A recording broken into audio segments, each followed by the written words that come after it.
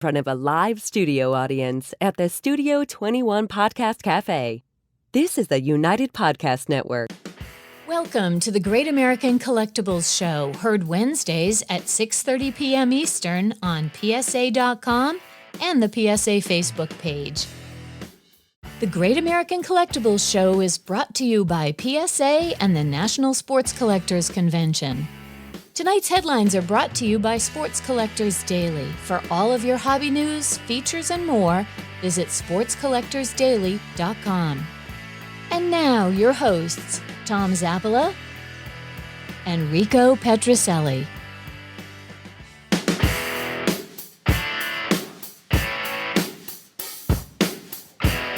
I like that music.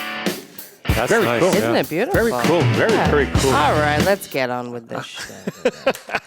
Hey, David, now, there's a picture of Rico here, and I can see his hands, but I know Rico's not here today. He has a political function. A political function. With a 5-star general. Brigadier General. So many of you folks know, not everybody, but some of you know that I have another show that I am the co-host of. We've been on the air now for 21 years. It's going to be 22 December 4th. I'm talking. I like interrupting you. How do you like it? The name of the show is the Sicilian Corner. And what it is, basically, it's kind of like, David, an Italian version of Seinfeld, right? I think that's a show about nothing. It's a show about nothing. And we do it well. We do. People seem to like it. So I've asked my partner of 21 years, a real Sicilian, Mike Lomazzo, you're hurting me, a real Sicilian to join us. Now, I want to qualify this by saying, and if I'm lying here, you talk to me, Mike doesn't know a damn thing about the collectibles world, cards, memorabilia, baseball bats. Correct. Right? Yeah, well, 100%. So I thought, and John Taube, we're going to bring John in. John is on with us. So, John, I'm going to bring you right into this conversation. Okay. The fact that Mike knows nothing about any of this, doesn't that qualify him to be the co-host with me? Let me tell you something. As a Sicilian, he's qualified to do anything. We're a perfect fit. Yeah, perfect fit. Hey, it's an honor to be here. So listen, my pal Mike, seriously, he doesn't know a damn thing, but I feel on just to sit alongside of you. What do you got there? And I feel like I've made it. I've finally reached. What's the name of the show anyway? What's the Great American Collectibles Show. Now you got your Rico thing on. Yeah. In honor of Rico. Yep. That was very nice of you. The least I could do. He's big shoes to fill. Very, very, very nice. Nice man. All right, listen, there's a lot we have to talk about. We have John coming.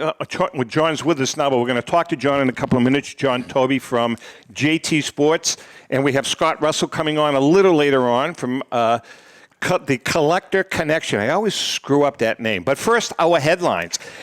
Mikey, see, this is where you're going to learn something. Do you have a drum roll for that? Or? No, there's no drum roll. But do the headlines 2 weeks ago, a dear friend of ours, Brian Drent from Mile High Card Company. I met him. Right. We tape. We do both shows back to back. Yeah. And do you remember that Babe Ruth card that was sitting in front of me? Yeah. $2.4 million he wound up selling it for. Shut the door. There were. You can seriously? Yeah. There were things. The Colorado-based Mile High generated $5.7 million in his auction, and 43% of that came from the 1916 M10 1-4 Sporting News PSA Babe Ruth rookie card. What was the grade on that card? 8? No, I think it was a. John, you remember the grade on? Was it a 2? Was it 2? I think. It was not a high grade. No, I think it was a 2 exactly. And it went for that kind of money? Yeah, big dough. Yeah. So when you get paid your vig, explain that. Well, some of the things that you do, like at the casino, at the racetrack. That's not vig. What is it? Well, it's a recreational activity. Is that what you call it? A recreational activity. All right, I buy that. Yeah. I buy that. Anyways, congratulations to Brian. Again, if you want hobby news 24/7, just go to sportscollectorsdaily.com, our friend Rich Muller. Before we get to John, one other milestone. This is kind of a cool milestone. I'm learning so much. I hope I can absorb all your wisdom. This is our Don't give John. me This is we're entering today our 6th year on the air. This is our 262nd show. Absolutely. And we're very, very excited that because of the people watching us and listening to us on the radio and now all these different videocast platforms, we are entering our 6 years, and we want to thank you guys, 262 shows. So I was talking to David, and Mike asked me, he said, what are your best memories of the show? And we've had some great memories. I mean, doing the National, traveling, but there was one. Does he pick up your fare? He picks up all your costs? Absolutely. Absolutely. He takes good care of us. What the hell are you asking that kind of a question for? I get nothing. I mean, you don't even take me to Methuen. No, forget it. You're not going to get anything. Forget it. But anyway. How about breakfast? No, you're out. Nothing. You're out. So we've had some laughs, and there was one in particular Dave asked me that stood out in my mind. John Brogy from the National asked Rico and I to do a commercial, an audio commercial. And so we came into the studio before the show, and we decided to do it. And Ellen happened to be there, so she filmed it while we were recording it on an iPhone. And again, it was just supposed to be the audio, so we had to do a couple of takes. David, can we play the first take? Hi, I'm Rico Petrocelli. And I'm Tom Zappala. Don't pay any attention to. I just said. I thought you said, don't pay any attention. I'm going to say Oh, you're going to say. Take 2.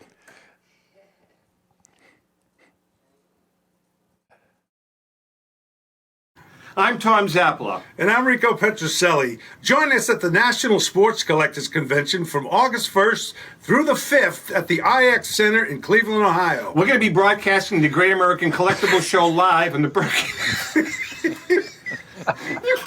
I'm begging you. Son of a I am gun. begging to breathe. He couldn't breathe. His belt was too tight. You know when you let it?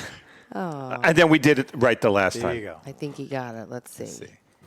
I'm Tom Zappala. And I'm Rico Petrocelli. Join us at the National Sports Collectors Convention from August 1st through the 5th at the IX Center in Cleveland, Ohio. We're going to be broadcasting the Great American Collectibles Show live on the Burka stage on Friday, August 3rd from 2 to 4 p.m. Stop by and say hello, will ya? And we even we may have a few giveaways. That's the National Sports Collectors Convention. See you there.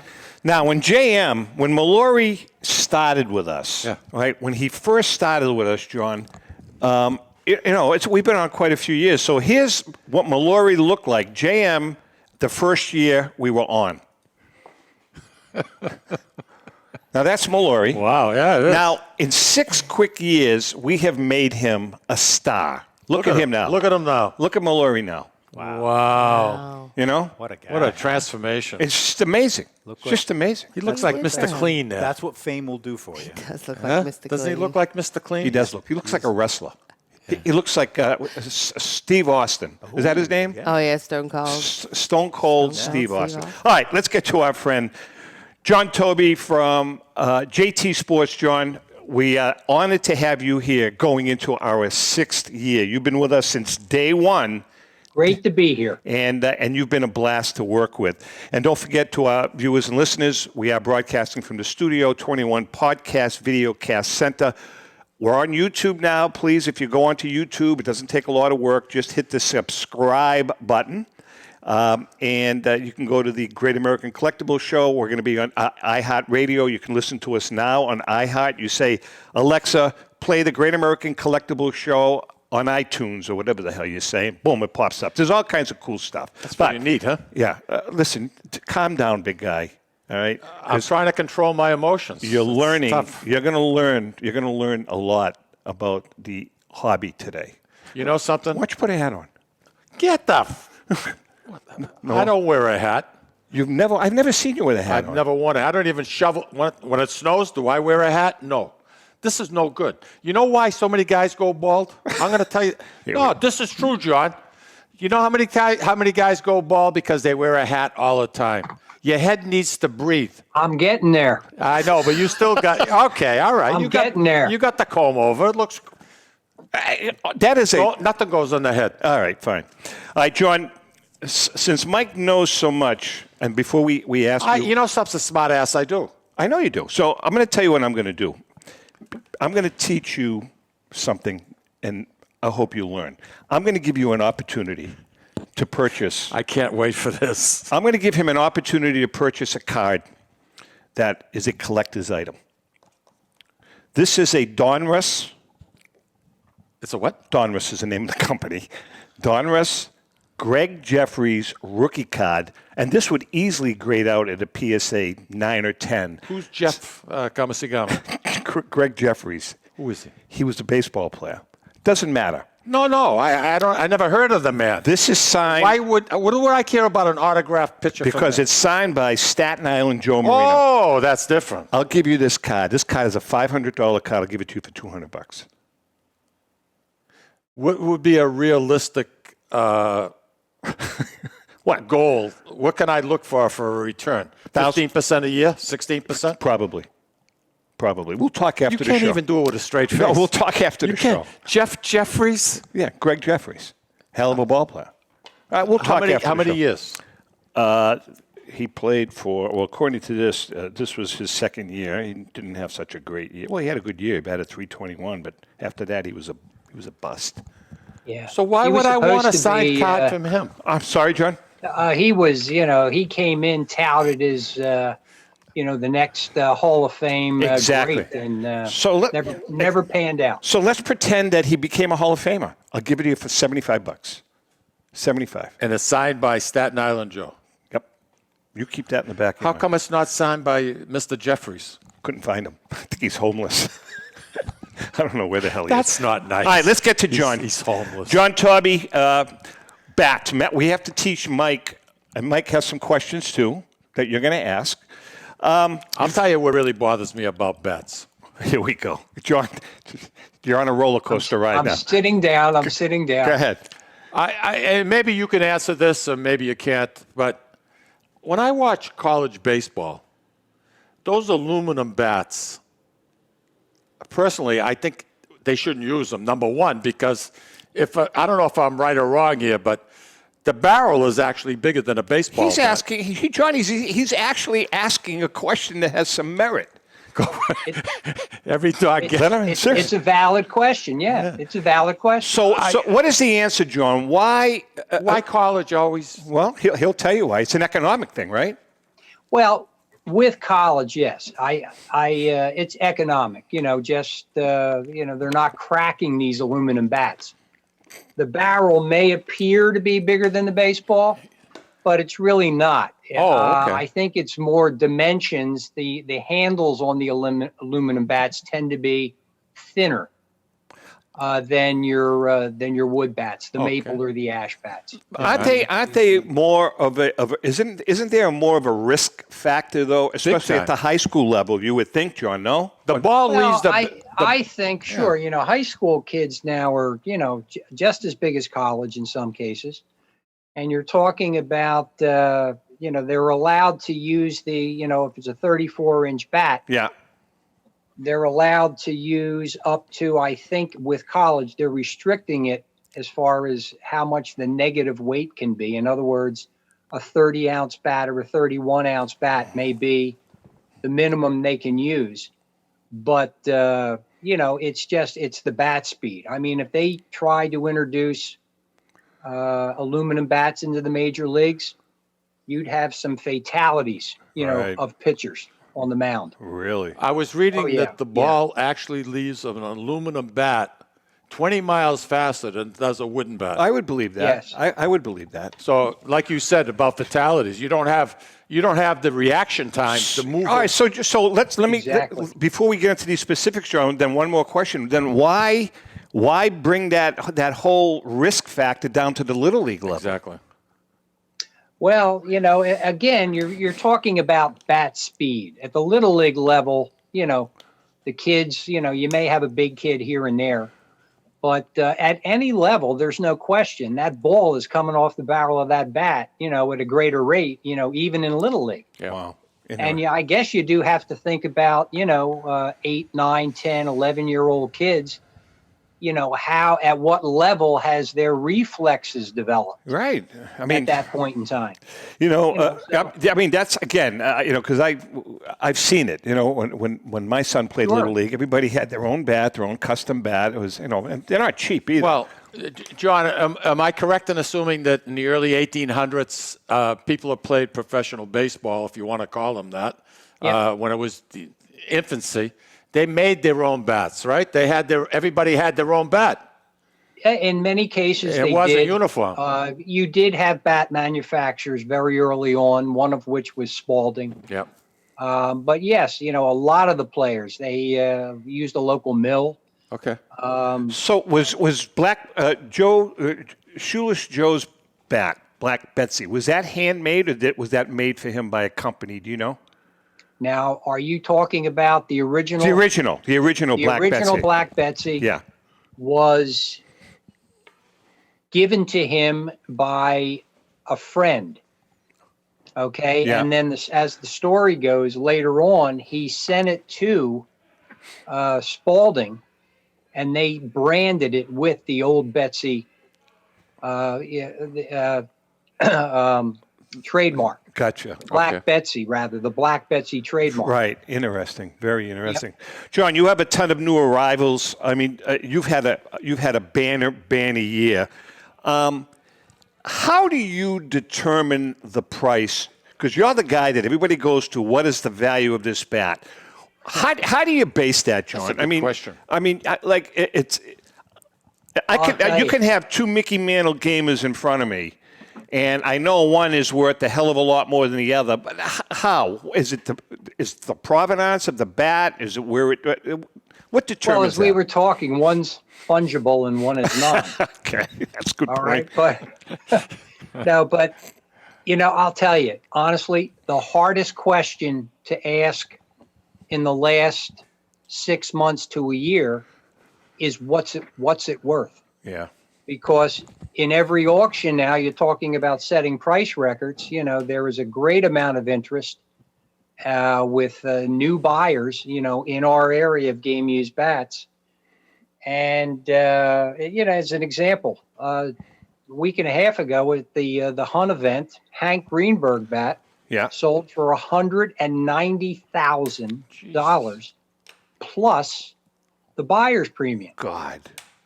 And that price is, exceeding, any prior Greenberg sale by at least 100,000. Are you kidding me? 125,000.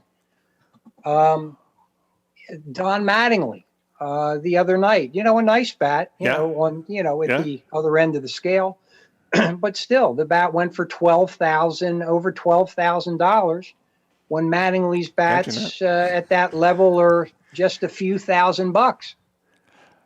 At best. So, John, I just saw that a Clemente Gamer bat went for $36,000. Is that right? That's correct. And that bat, honestly, that bat was not really a premium bat. How do you like that? Huh? All right. All right. No, I'm impressed. You did a little research. Good. No, you did a little research. Come on, put it on me. He Put did it on he me, did a brother. little research. Give me a little bit of love here. Now, that you're saying that wasn't a premium bat. So a Clemente Gamer that in today's market is a real premium bat. What are we talking? $100,000, $150,000? Well, it depends. And again, we're getting back into the nuances of bat collecting. Is everything from a game use bat of a player would say light game use, which is going to be in that 7 area, as opposed to, now we move up the scale to something that may be recognized by an autograph on the barrel by a Clemente, and then moving up further, something that may be autographed and also attributed to a key hit in his career, the World Series. So you can have something on Clemente running anywhere from, I would say, $12,000 to $15,000, all the way up the scale to $100,000 or more. Wow. I wanted to ask you, Joe, why did you get so specific, like in bat collectibles? That's a good question. Never asked that. That's two good questions. Why? What's the interest? Two good questions, John.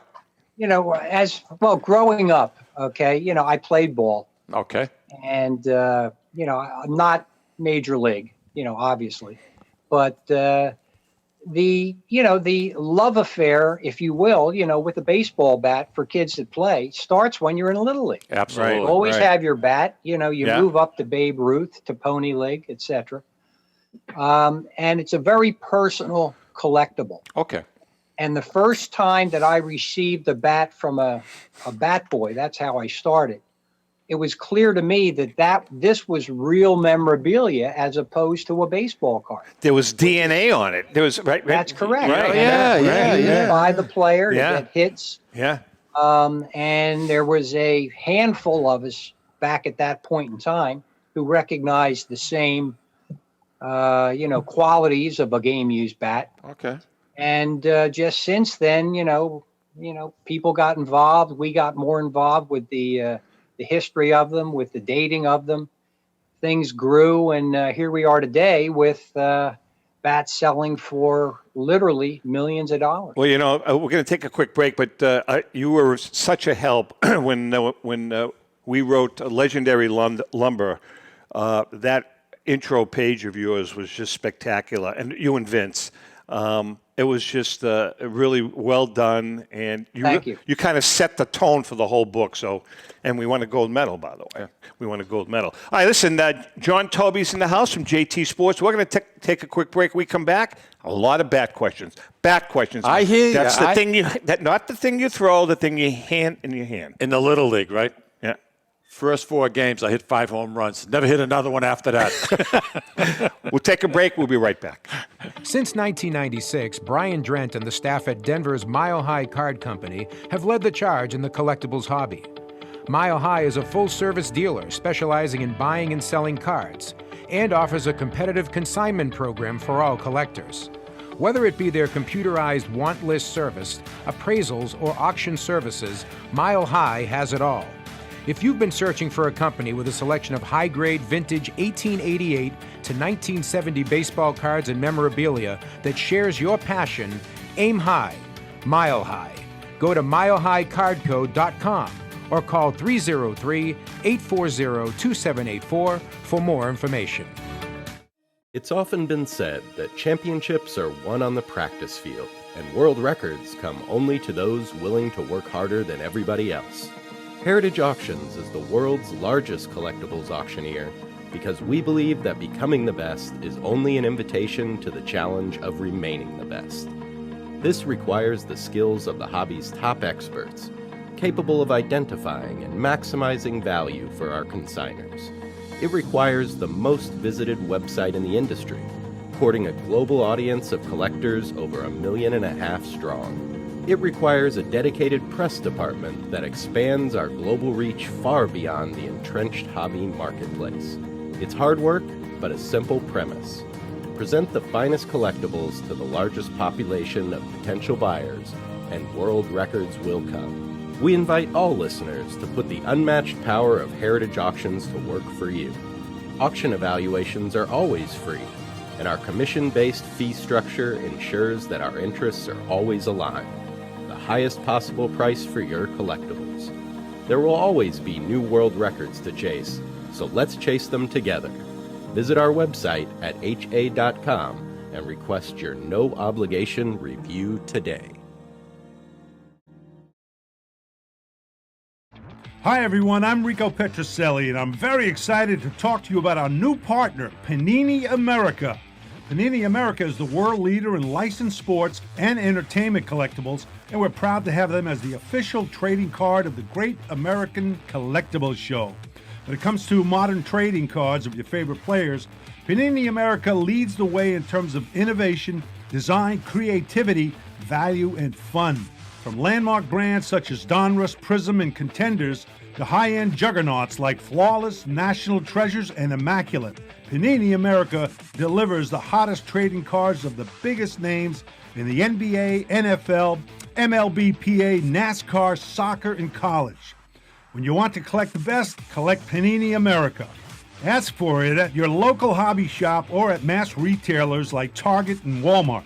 And you can always find Panini America online at icollectpanini.com. Panini America. Who do you collect?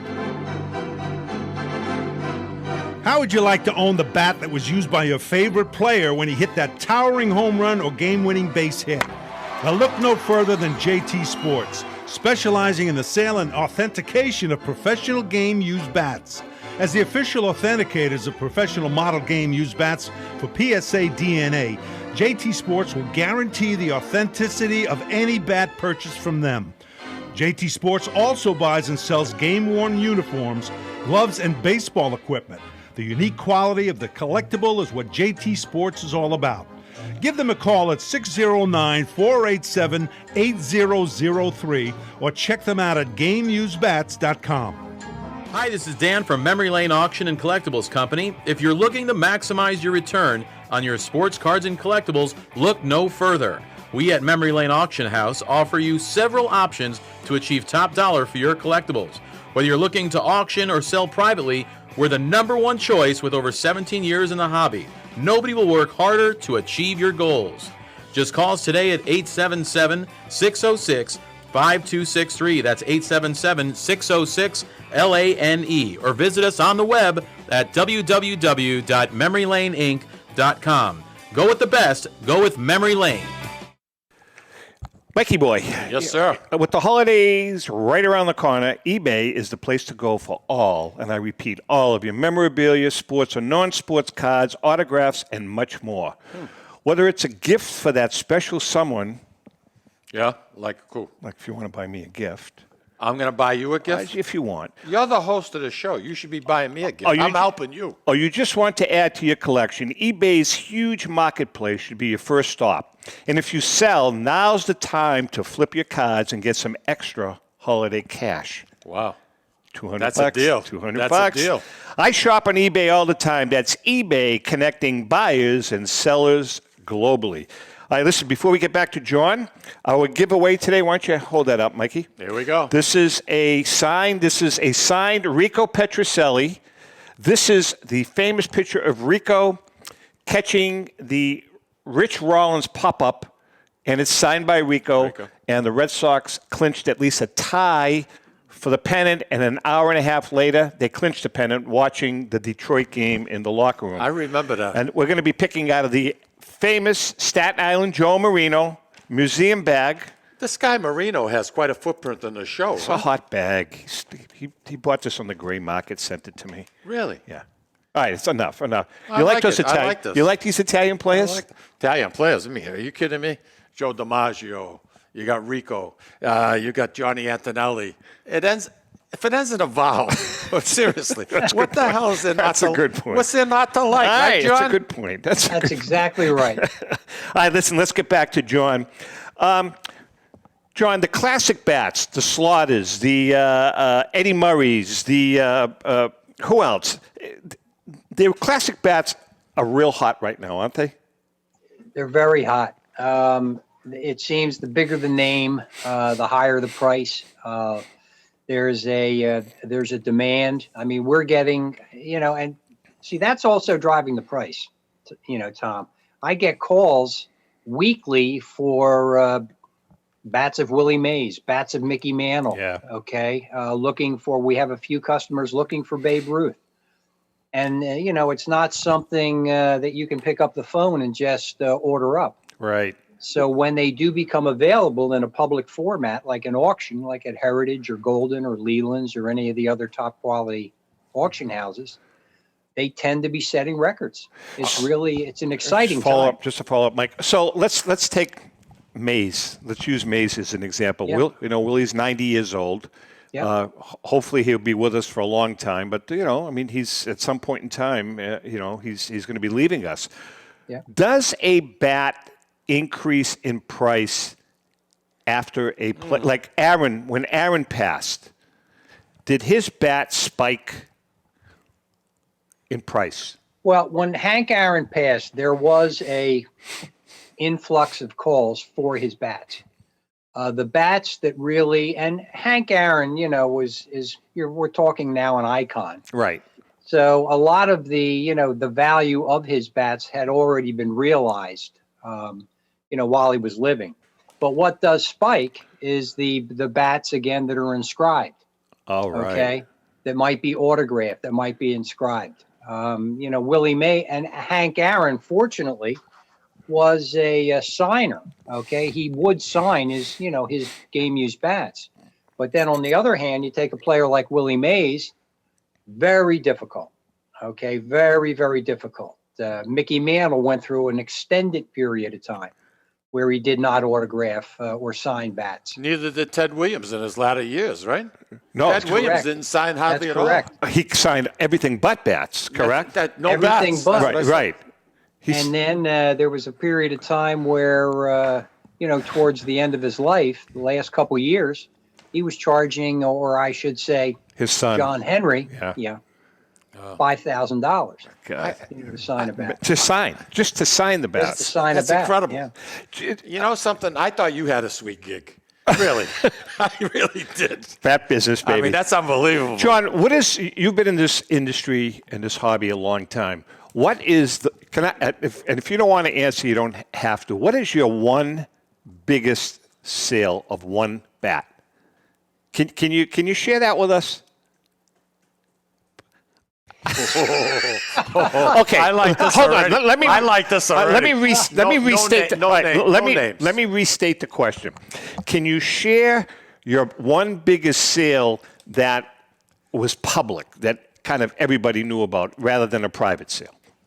Does that add anything? Well, to it? let's just say this. Let's just say that with the evolution of the hobby, okay, which I think is more in keeping with what's going on.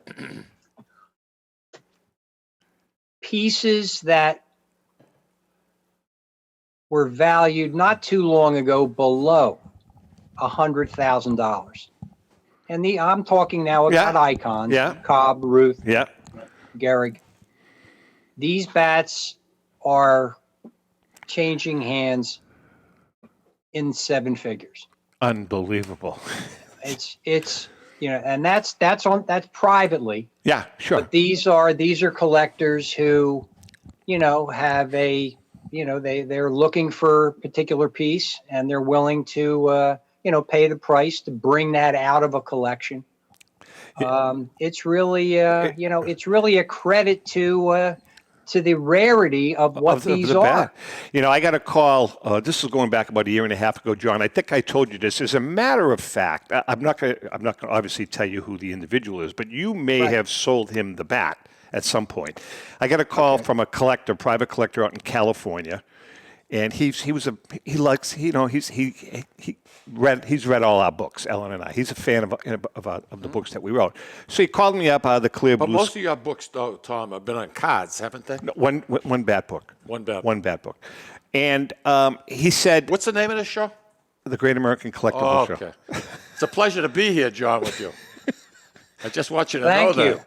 Pleasure to be here with you. Basically, the call was, I have Yaz's Triple Crown bat from 1967. So you know who that individual is. Yes, I do. So we spoke, and he said, I'd like to ship it to your house because Yaz, he only does a signing now once a year in Burlington, at the Burlington Marriott or one of those places. You're right, yeah. Right? So he said, can you get it signed for me? And I said, this is a monumental task here. Hello, Rico. I said, Rick, I need a favor. My man. I said, Yaz is going to be at the. He says, I know. So he called. I can't remember the guy. Dick. What's his name? Dick Gordon. Dick Gordon. He called Dick, and Dick had just passed. So it was Dick's wife, and she said, I get the bat at my house. And I'm just holding the bat. I'm holding the bat. Ellen took a picture of it. I don't even know he knows. I don't know if Dickie knows that I have a picture of me holding the bat. But anyway, brought the bat down. There's 1,000 people in line. She says, go up to the front of the line. We went up to the front of the line. Before the doors open, they bring us in. Kyle is sitting there, John. He had an oxygen mask on. I mean, he was a heavy smoker, and he was like Remy, like Rico was telling us about Remy. Every time Remy was off camera, he had an oxygen mask on in the booth. And Yaz, I mean, he was like, he wasn't the most personable guy, I got to tell you. He didn't come across that way on TV when he played. I know he didn't, but I mean, Dick's wife said, hey, you know, this is your triple your bat from '67, your Triple Crown year, and she introduced me. He never looked up, and all he said was, after he signed it, "Tell Rico I said hi," and that was it. Well, out the door, And have a nice day. Now, John, what is the value of that bat? Well, I mean, that's definitely an auction item, if you will. Yeah. But I would say, you know, and again, let's drop back to what I just said. Hardest question today is what's something worth? I mean, I could tell you that bat, I think, is probably going to exceed 25,000. Really? Oh yeah, and Really? you know, Yaz is not. You know, there's an ample supply of his bats out there. Sure. But that type of bat, that's the bat that every collector wants. A bat from his Triple Crown year. Gotcha. Okay, very collectible item. You know, any player who has won the Triple Crown, when you can focus right on that Triple Crown year, takes on a whole. You know, it's a bat in itself, by itself. Yeah. So that might be 25 to 50, maybe. You know, Really? a realistic number. Yeah. You know, I know my knowledge of the bat collectible industry is very minimal. No, what really? happened? Huh? Nothing. What'd you say? Nothing. No, get it out of your system. I said no, really. Oh, is that what you That's said? all I said. All right. I want to ask you, John, if a bat is corked and it's signed, does that diminish its value or enhance it? Well, that's a good question, because would somebody who has a corked bat sign it? That's Well, right, you know, because that is it's a rare. good question. Right? No, That's what I'm here it's for. It's an I'm illegal here to bat, though, stimulate Mikey. you. It's an illegal bat. Huh? The corked bat. I know it's illegal. So who's going to sign it? They're not going to own up to it that you had the bat corked. Who's going to sign it? Although you did show us a corked bat once, Rico and I, that was Yes. jaw-dropping. That's correct. We will not. There's, you know, as far as let's say it this way. I think if you approach a player and tell him, by the way, your bat, I have your corked bat here. I don't know if the player will sign it. Right. I can't say. There's only one player who I know that would sign it, and he'll remain nameless. That's correct. I bet you Okay. Steve Lane would sign it. Yeah, Steve Lane. They'll remain nameless. Steve Lane but buys no, his bat. generally, you know, because it is a corked bat, Yeah. they tend to be, other than being corked, you know, there's not a lot of identity that goes to the bat. You see them, there's not a lot of player numbers on the knob. And that way the player, in the event that, you know, the bat ever pops up, he can. We have a disclaimer. We have a disclaimer. There you go. It's not There's mine. a large disclaimer. That's correct. Hey, John, I noticed that you have a Manny Machado rookie bat, and is a rookie's bat more valuable than him 5 years into his career? Yes. In a word, yes. Yeah. There's a collector base who focus on bats from that era, rookie bats. Yep. And also, you know, as far as modern bats, it may be a little different because there's a sophistication even with rookies now that there is a market for their game-used equipment. So there tends to be more rookie bats of current players than you have rookie bats of, say, Willie Mays, Mickey Mantle, Joe DiMaggio, Ted Williams, or any of the older players. Because simply at the time, you know, when they're rookies, they don't become the players that we recognize. Right. You know, DiMaggio isn't DiMaggio until the late 30s, early 40s. Absolutely. I mean, pitchers, right? Pitchers notoriously can hit. But are their bats worth, you get Steve Carlton. Now, he was good. He was a good pitcher. He could hit. Is a pitcher's bat, does it's that have signed? an intrinsic value to sign? Yes. Yeah. There's there's collectors for pitchers' bats. You know, we have a couple Just who do specify business with us. that's all That's they want interesting. is a pitcher's That's bat. interesting. Yeah. And they tend to be rarer than your position players, simply because And hardly used, John. that's correct. And a lot of players will use a bat of another player. A lot of pitchers will use a bat of another player. Oh, okay. And in the 50s and 60s, during that era, Louisville Slugger actually made bats that were barrel stamped pitchers. Oh, with their names on it. Oh. No. Oh. Pitchers name just Just says pitches. Wow. Yeah, just pitchers. Interesting. Yeah, They that would is. be, common models Sure. like an M110 or a K55. Yeah. Yep. John, you repair bats, correct? We try. But no, my question is. You mean restoring? Well, yeah, that's what I'm Yes, saying. we do. If I have a cracked bat or a gamer that belonged to, I don't know, anybody, DiMaggio or even Manny Machado, why would I want that repaired? Isn't the bat more valuable as is? Well, this is, I'm going to be swatting a beehive here. There's a large contingent of collectors like the bats as they come right off the field. So they would not like it repaired. Yeah, I mean, I would. That makes sense. Yeah. Okay. But then again, you have another large contingent of collectors who prefer the bat being repaired, because one of the first things that people do when they come and see your collection, they pick up the bat, they want to swing it. All right. So it stabilizes the crack. Oh, okay. Makes sense. That makes sense. Yeah. And then when we authenticate a piece like that, it is detailed right in the letter of authenticity that a handle crack has been repaired or a chipped knob has been restored. So it really depends on the collector. Interesting. Do we have a commercial coming up? Or? Yeah, we do it. We have about 3 more minutes with John. Okay. 4 minutes. 4 more minutes. I just wanted to ask you, John, pine tar. Yes. I know there's Love it. regulation on how much tar they can go up in the bat, right? Correct? Well, there is and there isn't. Are you Italian? There is and there isn't. Just checking. It's the spirit of the rule. It's the Okay. spirit. So the George, obviously the Brett thing was that George Brett. Yeah. Remember when that happened? Yeah. And he rushed. You've handled that bat, right? Or Well, we've put it this way. We're handling bats. I have bats in the office right now that make that pine tar bat look like there's no pine tar on it. really? Yeah. And not only that, but the tar not only goes up to the center brand, goes beyond it.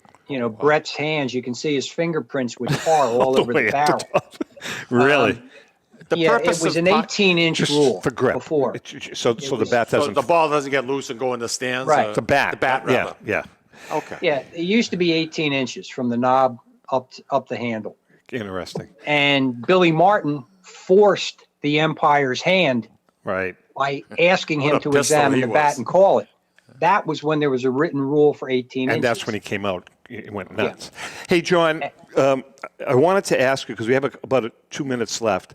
When we were at the Philly show, Ellen and I, we had the honor and privilege of doing the photo shoot at Mike Hefner's house for the new book. Who is Mike Hefner? Mike is the president and CEO of Leland's Auctions. Oh, wow.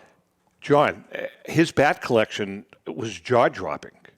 Tremendous. I mean, jaw-dropping. I was when I walked into that room, I was like flabbergasted. Just an outstanding collection of bats, and I'm not talking 10 bats. No, I've been there. I've seen the collection. Look, Hef is he's a hobby legend. He is one of the more respected individuals, in the business. And, he has an eye and always has been for quality material. I was just. You've been to the house. Oh, yeah. So you've been through those rooms. You've been through the rooms. Yeah. I mean, we were there. Yeah, it was just. We were there for 6 hours, and Ellen had to pull me out of there. I felt like I was in the Hall of Fame. How many items would you say? Oh, he's how many bats? Yeah. Or items? Bats. Oh, he's got to have hundreds, several hundred. Yeah, at least. he's got a tremendous. Oh, he's got it's 5 rooms. It's just amazing. Yeah, 5 rooms strictly for collectibles. Oh yeah. Oh, Yeah, see, Hef, the great part about Hef's collection, he has not only baseball, but it goes from baseball to wrestling. You know what? I mean, to rock and roll. Oh, wow. And every area. I had the honor. Tremendous. Ellen took a picture of me wearing Randy Macho Man Savage's hat. Right. No. Oh, God. He's got a rack. How come I've never seen it? Because she just took Bring it it a in couple Friday. Listen, he has a rack, a huge rack of costumes that belong to just about every wrestler that ever wrestled, from Killer Kowalski to Haystacks Calhoun. Andre the Giant. All of Andre them. the Giant. All of them. All of them. Yeah. Just amazing. All right, John, listen, your website. GameUseBats.com. Listen, you are the best in the business. Actually, you're the only go-to guy in the business. Well, that makes me the best. Everybody always, Toby's name always, whenever it comes to a bat, Toby's name is always at the forefront. You got to call John. You got to see him. You got to go here. He's the only guy. That's nice. John, before we let you go, do you do any work for MLB? We do not do any work directly for MLB. No. You don't. Okay. No, All right. they have their own authentication department who puts those stickers. And what about the Louisville Slugger Museum? Yes, we do. We communicate with them frequently, and we have done authentication work for them also. Fantastic. John, as always, man, we love you. You've been a great asset to the pleasure. show. And thank you so much. Yeah, and I want to thank you guys. Nice You've talking always to you. been great, and appreciate it very much. Happy Thanksgiving to you. Take Do the care. same. Take No, care. actually, Thanksgiving's over because this is airing next Wednesday. I hope you enjoyed your turkey. There you How's go. that? Take care. Take care, John. John Taube from JT Sports. We're going to take a quick break. When we come back, Scott Russell from the Collector Connection. Now we're going to talk cards, Mike. Okay. Not bats, cards. I want to learn. I'm trying to I'm absorb. telling you, I'm trying to teach you right now. Absorb. I'll tell you what, $30. 30? 30, it's yours. I don't know, Tom. All right, we'll take a break. We'll be right back. My name is Davis. Please consider making a donation to the Jimmy Fund and Dana-Farber Cancer Institute and help stamp out cancer in kids. We have all been touched by cancer, but we can win the battle. Please make your donation, and remember, no amount is too small. The Jimmy Fund is the official charity of the Boston Red Sox. Thanks very much. Hi, I'm Rico Petroselli. I hope you listen to my pal Davis and make a contribution. We want to make children's cancer a thing of the past, and with your help, we can do it. Just go to TomZappalaMedia.com to make your charitable donation. This is my fight song. Take back my life song. If you're a discerning collector interested in owning the most important pieces in the hobby, look no further than Leland's Auctions. The original sports auction and appraisal house, Leland's was established in 1985 by legendary Pioneer founder Joshua Leland Evans. And today, President Mike Hefner carries on the tradition. From the Tom Brady card and memorabilia collection to the famed Boston Garden Auction to high-end card auctions from every major sport, Leland's has always maintained the highest standards. Go to Lelands.com and get your bid in. That's Leland's, the hobby's leading sports auction house for 4 decades. Panini America is the world leader in licensed sports and entertainment collectibles, and we are proud to have them as the official trading card company of the Great American Collectibles Show.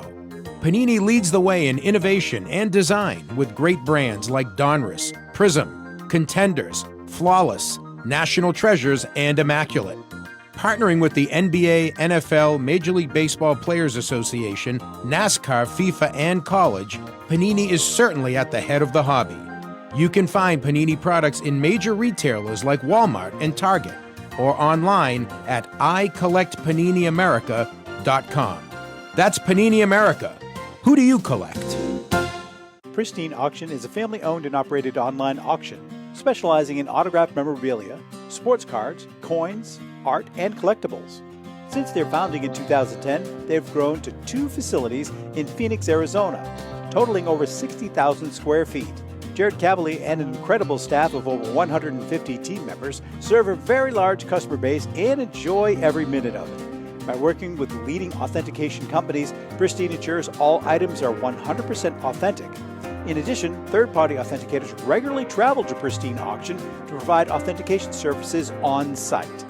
Pristine Auction strives to operate its business in a way that's honoring to God, their families, and their customers. With a strong focus on speed, quality, and premier customer service, their mission is to be the leading online auction for every level of collector and fan. Pristine also works for Hope Sports and Identity Hoops International, traveling to Mexico to build houses for the less fortunate. Pristine Auction offers several online auction formats with thousands of auctions ending each day. For more information, go to pristineauction.com. That's Pristine Auction, the best in the business. This is Brian Drent, president of Mile High Card Company. Is your sports card and memorabilia collection properly insured? For easily replaced personal property, homeowners insurance is all most people need. But for prized possessions that you may have spent a lifetime collecting, it doesn't go nearly far enough. Collectables Insurance Services has been insuring for over 50 years. They offer a full range of protection and a $0 deductible at an affordable rate with no appraisals required. I know because they insure my collection. If you have a minute, go to collectinsure.com and learn more about insuring your personal card or memorabilia collection. Hi, this is Dan from Memory Lane Auction and Collectibles Company. If you're looking to maximize your return on your sports cards and collectibles, look no further. We at Memory Lane Auction House offer you several options to achieve top dollar for your collectibles. Whether you're looking to auction or sell privately, we're the #1 choice with over 17 years in the hobby. Nobody will work harder to achieve your goals. Just call us today at 877-606-5263. That's 877-606-LANE. Or visit us on the web at www.memorylaneinc.com. Go with the best. Go with Memory Lane. Okay, we are back, and Scott. Yeah, just calm down, I can't big guy. wait to auction it Calm off. down.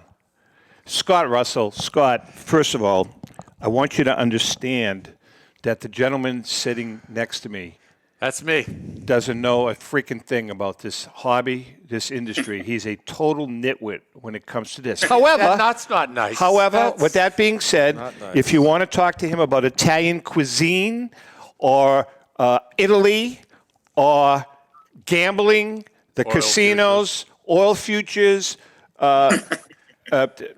breaking legs, Just a plethora. breaking legs. Wait a minute. You can go to Mike. But anyway, before we talk to Scott Russell from the Collector Connection, how about this is a this is nice, and it's signed. Signed by Rico. Can I sign this? Just will you hold it up, please? All right, this week's winner out of the Staten Island Joe Marino stolen. No, it's not stolen. John Shadell. Hey, John, congratulations. Well, John, man. actually, John is kind of a friend of the show. John runs the West Palm Beach Card Show down in West Palm Beach. Great guy. Congratulations, John. We will get this in the mail to you. Nice. Yeah, John does a great job. Great card show. Can I get one of those from Rico? You're out. Let's get to Scott right now. Scotty, how are you, bud? I'm good. How are you guys? Good. First of all, thank you for, the audience doesn't know this, but, we were supposed to record this show 3 days ago. We had some internet problems in New Hampshire. That's because we're in New Hampshire. That's probably mistake number one. But That's not nice. So Scott and John Taube were kind enough. Today is actually Monday, and we usually record the show on Fridays. Is today Monday? Today's Monday. John and I got to have a nice little conversation. Right. so. John's a great guy. Had you guys ever met? Yeah, it's a Philly show. Okay, yeah, John's a great guy. All right, so listen, let's take us through the auction. When does it end? Because now I'm so discombobulated because when does it end, Scott? It ends Sunday the 28th, so coming up soon. So, all right, so November 28th, the auction ends. You've got a great auction. I do have, I'm eyeing 2 cards. I was outbid on 2 cards.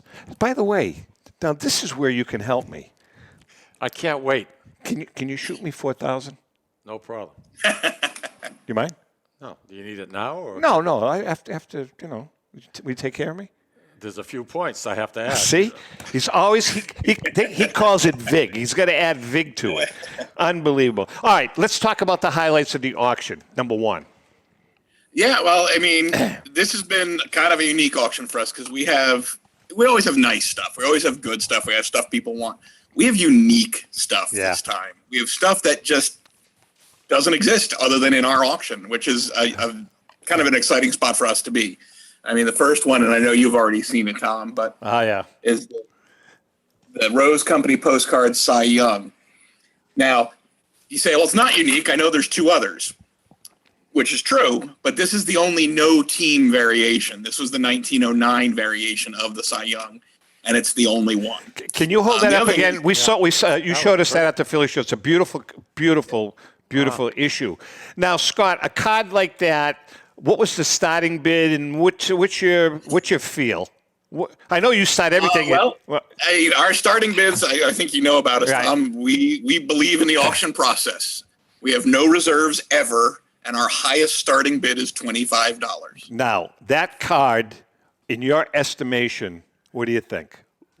If you it's flipping a coin. It's throwing a dart at a wall. It's we have the Mathewson also, which is there's a little bit more history on that one, and there's a few more of it.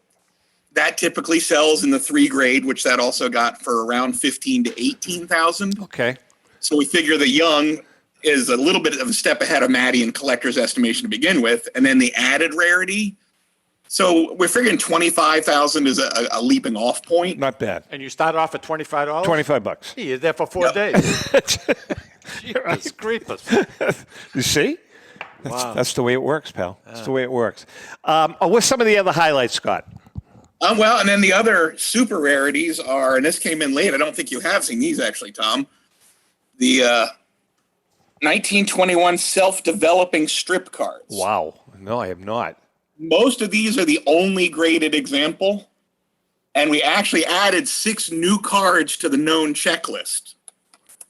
So that is the only graded. Hold on, you're telling me that there were 6 cards that nobody knew about? Yep. Correct. There were 15 cards on the checklist. Our find brings it up to 21. Wow. And then oddly enough, with the articles that had been written on the find, somebody else popped up and said, hey, I got one of those. And sure enough, it was a 22nd. So the checklist is now up to 22. That's crazy. That's amazing. But yeah, 100-year-old set, and we're still discovering them. Fantastic. Wow. The new discoveries, too, were some Hall of Famers. Zach Wheat, George Sisler. Wow. Very cool. So, yeah, it wasn't just commons that nobody had seen before. Very cool. Do you auction off cards on consignment or? We are almost entirely a consignment. Oh, you are? Okay. Yep. I mean, that's what makes finds like these exciting. The Rose Company postcards, Tom knows the story. They were a find in a family store in New Jersey. They were shutting it down and cleaning it out, and they found them in a box. These strip cards were in Seattle, and it was a father had passed away, and they were glued into an album. Fantastic. Now, you've got – okay, I'm sorry. To any of our listeners right now, if they have – or viewers, they have something in their house, they would send it.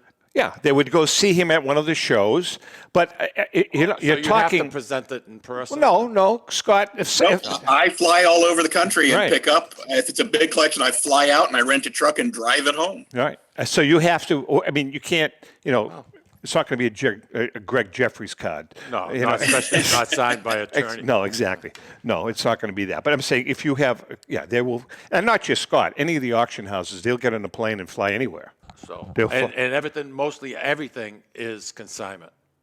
I don't know how that works, Scott. Is it mostly some auctions do buy to sell at their own auction? Yeah. Okay. But most of the big auction houses are majority consignment. All right, you've got some Gaudis. You got a Ruth. You got a Garrick. Yep. Why don't you show them? I didn't bring the Garrick out with me. I know that was the one you were looking at, but I have a couple of very nice Ruths. Now that it's hard to get a feel for how sharp that is. That's a great 3. That's how much is that one worth? Well, he'll tell you.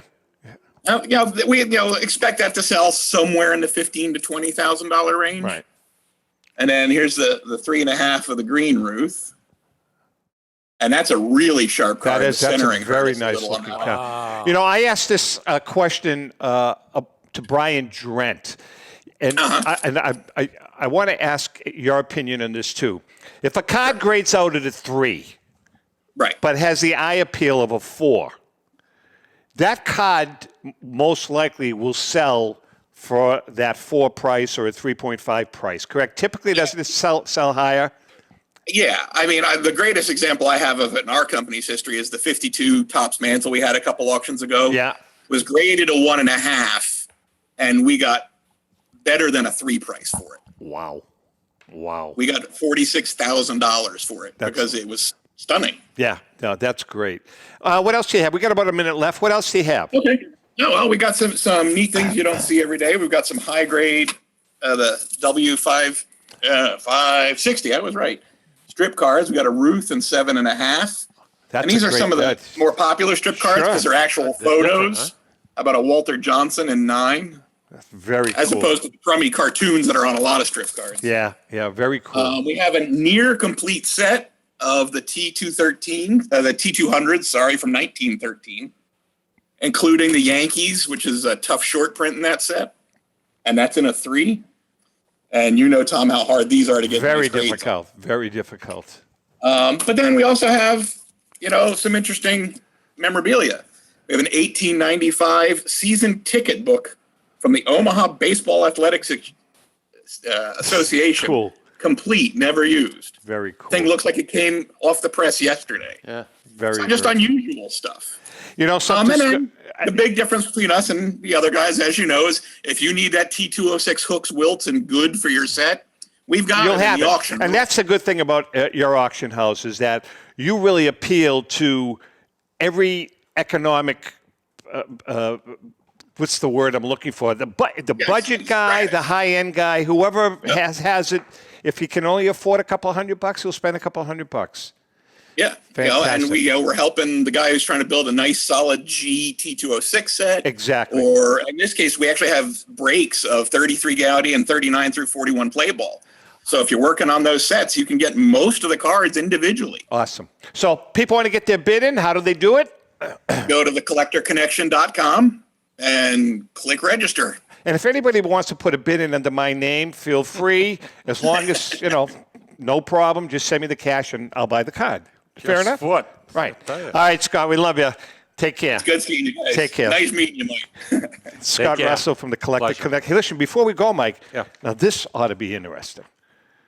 I can't wait. Why don't you tell our viewers and listeners about our friend Joe Drellick and the Philly Show? Joe is one of the nicest guys I've ever met. I'll tell you, he's unbelievable. Hold on. You've never met him. You know something? I've seen him on the computer, on the internet. Okay. I feel like I know him. Okay. East Coast Sports Marketing and Hunt Auctions. This is going to be a train wreck. I'm going to tell you right now. Oh, I'm sorry. Go ahead. Why? Right away I start. All right, you I'm start sorry. interrupting me. I'm sorry. We're limited for time here. All right, go. East Coast Sports Marketing and Hunt Auctions are pleased to present the Philadelphia Sports Collectors Show. Not bad. You're going? We just came back. We're not going to this particular one. The Philly Show from Friday, December 3rd to Sunday, December 5th at the Valley Forge Casino Resort. Hey, now his ears perked up because it's a casino. In King of Prussia, Pennsylvania. I know exactly where it is. I know where it is.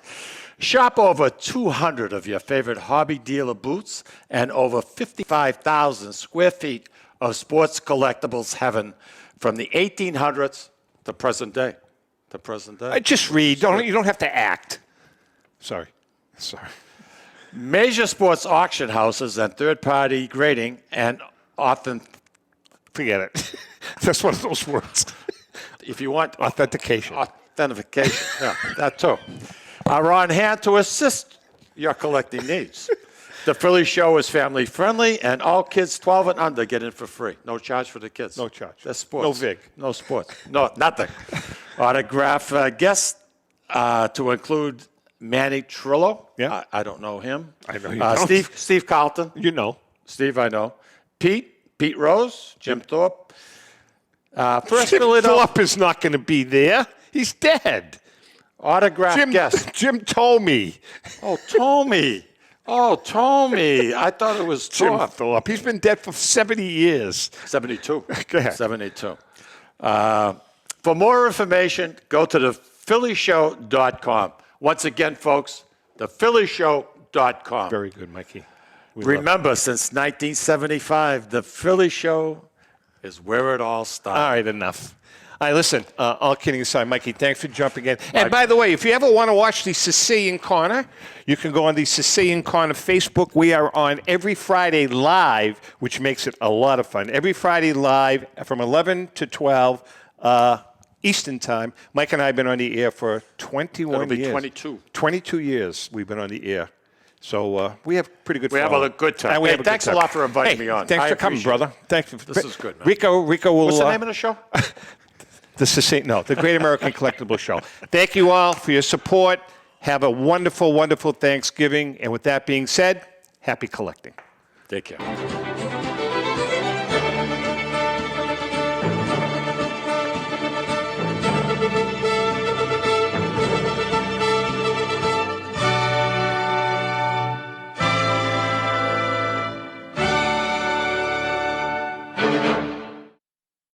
The views and opinions expressed by the hosts, guests, or callers of this program do not necessarily reflect the opinions of the Studio 21 Podcast Cafe, the United Podcast Network, its partners, or affiliates.